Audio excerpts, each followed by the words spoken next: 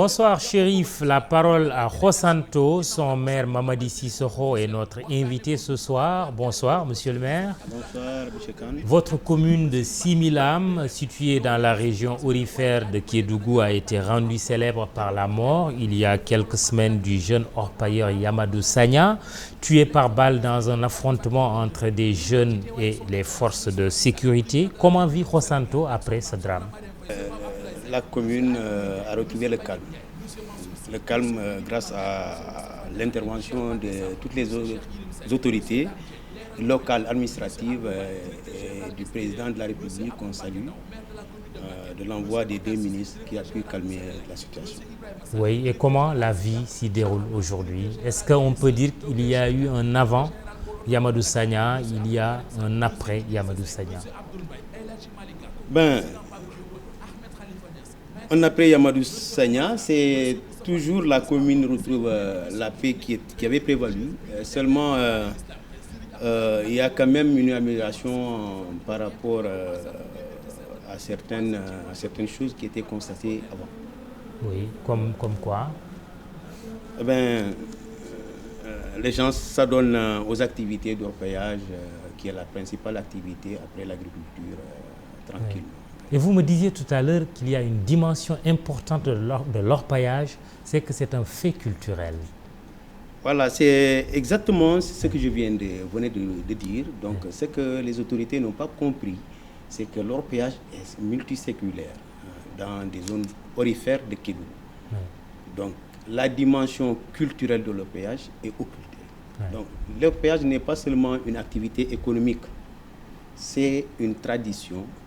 C'est une culture que les gens parfois ignorent et qui peut faire, en tout cas, amener des complications à l'avenir.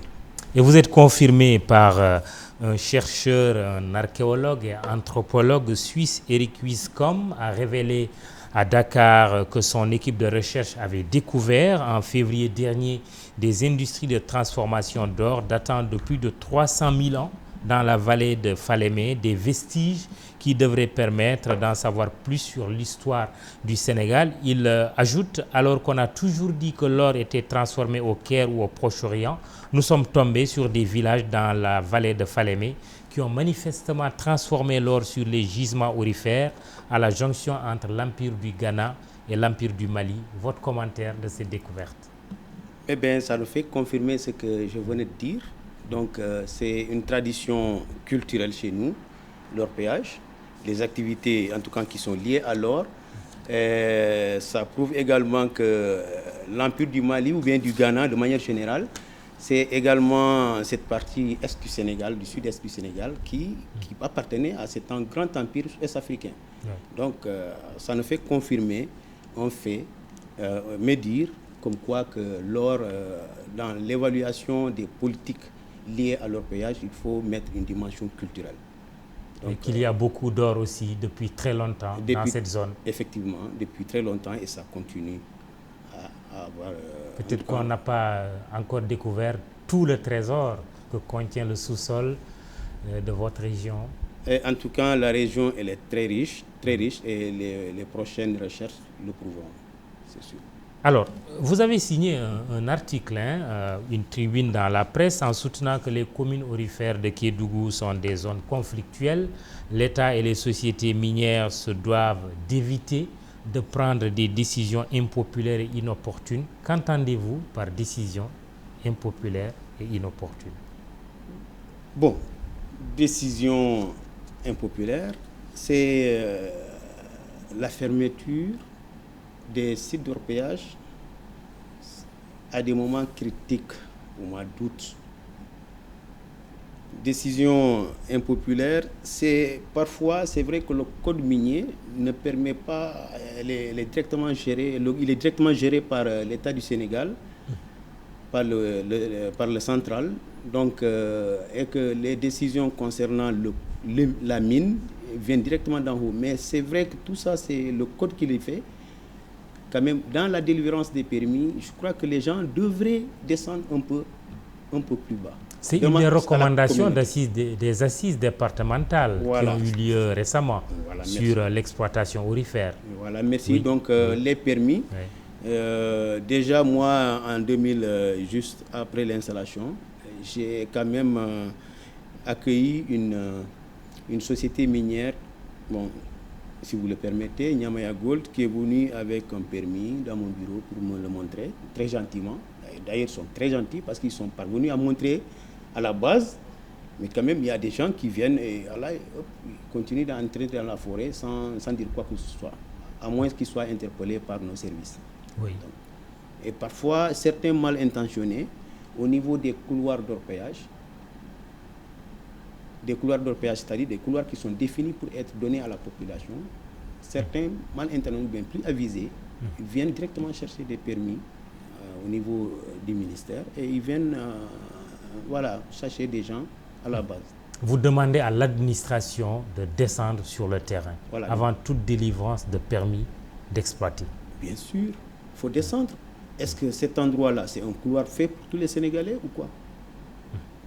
Il se pose un problème également de la délimitation, de l'identification des couloirs qui sont octroyés. Et je vous apprends qu'il y a 15 couloirs dans la région de Kédougou. Et malheureusement, les populations ne parviennent pas à les identifier. Ils ne sont pas identifiés. Il faut impérativement qu'on identifie ces couloirs, montrer aux opérateurs que tel couloir est là. Il y a peu de couloirs qui sont identifiés. Et le peu de couloirs qui est identifié également ne contiennent pas de l'ordre. Donc on demande solennellement à l'État de mener des enquêtes si des couloirs ne contiennent pas, en tout cas n'ont pas d'or, et que ces couloirs soient purement et simplement supprimés pour donner des parties beaucoup plus fructueuses à la population. Voilà, plus juteuses. Alors pourquoi vous dites qu'il ne faut pas fermer les sites d'orpaillage au mois d'août? Quelle est la particularité du mois d'août? Mais c'est des mois de soudure. C'est des mois de soudure. Imaginez que c'est la seule activité économique. Les gens, quand ils viennent des Djoura, c'est-à-dire des sites aurifères, le peu de grammes qu'ils ont, ils les changent et ensuite ils achètent du riz. Donc, quand au mois de juillet, août, vous fermez, donc vous exposez gravement ces populations à la famine. C'est comme priver le paysan de son champ. Voilà, merci. Ici, c'est un champ d'or, tout simplement. C'est un champ d'or, donc dans ces champs, les gens y vivent. Donc, c'est fermer ces Djoura, c'est en quelque sorte les priver de leur source de nourriture. Est-ce que vous recevez votre part de la manne financière tirée de l'exploitation aurifère en tant que commune de Khossanto? Oui, commune de Khossanto, permettez-moi de remercier la SGO qui intervient dans les PAI qu'on fait chaque année et qui prend des actions, qui les exécute à 100%. Teranga Gold. Teranga Gold, oui, voilà. C'est ça. Et Géo Sabodala. Sabodala Gold. Voilà. Mais pour les autres sociétés qui sont là, qui soient en exploration ou qui sont en stand-by là-bas, donc aucune contribution. Aucune. Vous ne recevez rien, Rien. À part ce qui vient de la SGO. Autour de combien? Par exemple, cette année, c'est à autour de 85 millions de micro-projets qu'ils ont pris dans le PAI de la commune de Khossanto. Oui. Voilà. Et qu'est-ce que vous demandez aujourd'hui pour mieux profiter effectivement de ces ressources? Pour mieux profiter de ces ressources, nous demandons par exemple à ce que par exemple, le tronçon Bembou-Sabodala soit réalisé. Quand même, c'est un tronçon de 37 km. Imaginez-vous que vous pouvez perdre facilement 5 heures de temps avec des lots de poussière qui peuvent nuire à la santé. Donc, nous demandons à ce que, par exemple, la circulation entre les différentes communes, la commune de Khossanto à Kédougou, par exemple, soit goudronnée, le tronçon de 37 km. Donc, ça permettra de fructifier l'activité économique dans la zone. Donc, mais également des dispensaires. La capacité d'accueil du poste de santé de Khossanto est minime, comme celui de Sabodala également. Donc, je crois que avec la manne financière, on peut améliorer ces conditions de vie. Vous avez sûrement entendu parler de ce fonds qui est composé des ressources qui sont tirées de l'exploitation de l'or, 0,5% du chiffre d'affaires des sociétés donc alimente ce fonds. Vous en avez entendu parler. Est-ce que ce fonds répond à vos préoccupations aujourd'hui? Mais bien sûr, ça c'est le minimum de justice. Et on remercie également le président d'avoir révisé le code minier. Ouais. Sinon, c'est quand même des partis qui auraient tout perdu. Donc 0,5% du chiffre d'affaires de la SGO a permis à Sabodala d'être la commune presque la plus riche de Kédougou. Donc, a permis à la commune, au conseil municipal de Sabodala de pouvoir réaliser beaucoup de choses cette année et dans les années à venir. Oui, et vous? Moi, je suis à côté, je n'ai pas bénéficié d'abord. Pourquoi? Bon, pour des raisons, voilà, les sociétés qui sont dans la commune de Khossanto, qui ont leur installation, n'ont pas commencé à exploiter. Oui. Voilà. Et vous espérez recevoir votre part. Voilà. Et les jeunes de Khossanto, ils bénéficient des emplois créés par ces sociétés minières? Oui, il y a une commission de recrutement qui a été installée par le préfet. Et ces commissions installées à Sabodala et à Khossanto se réunissent chaque samedi pour prendre la main-d'œuvre locale, c'est-à-dire les emplois destinés aux non qualifiés. C'est des emplois temporaires? Temporaire, 1 mois, 2 mois, 3 mois, pas plus. Et les emplois permanents, il y en a aussi? Bon, les emplois permanents, c'est un manque de qualification, nous dit-on. Cela veut dire qu'il faut former les jeunes. Voilà, la priorité, je pense qu'il faut former les jeunes. Et c'est fait, cette formation? Eh bien, c'est pas... Bon, je n'ai pas d'informations là-dessus, à part qu'au niveau du lycée technique minier, donc des bourses sont en train d'être données aux étudiants. Cette image, vous êtes sur une mine d'or, mais vous n'en profitez pas. Il y a la pauvreté. Est-ce que c'est une image qui vous correspond à Khossanto? Ah oui, très franchement. C'est cette image qu'on a et qui frustre.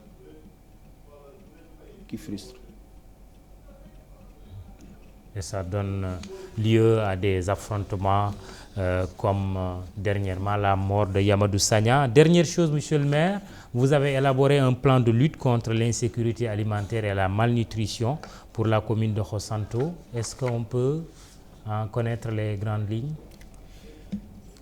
Bon, d'ailleurs, je salue l'USAID Yaoundé qui nous a permis d'élaborer ce plan, ce PECILIA, comme on le dit, le plan communal de lutte contre l'insécurité alimentaire. Il s'agit de voir comment éliminer la famine dans les différentes communes, notamment et particulièrement dans la commune de Khossanto. Donc, c'est des actions partant de l'agriculture à l'élevage. C'est des projets qui sont ficelés et des projets auxquels nous cherchons partenaires. Oui. Donc, c'est un peu ça. Oui. Un plan qui coûte combien? Un plan qui coûte aux environs de 5 à 5,5 millions. C'est le moment de remercier une fois de plus l'USAID Yaoundé, qui, à travers son coordonnateur, M. Diagne, a déployé tous les efforts nécessaires pour doter la commune de ce document officiel. Très bien, bonne chance. Merci. Merci, monsieur le maire Mamadi Sissoko, maire de Khossanto. Chérif, c'est tout. J'espère que tu t'es familiarisé davantage avec cette commune dans la région aurifère de Kédougou, marquée par récemment la mort du jeune orpailleur Yamadou Sagna. Demain, vous avez rendez-vous avec Antoine Diouf. Excellente soirée. Merci.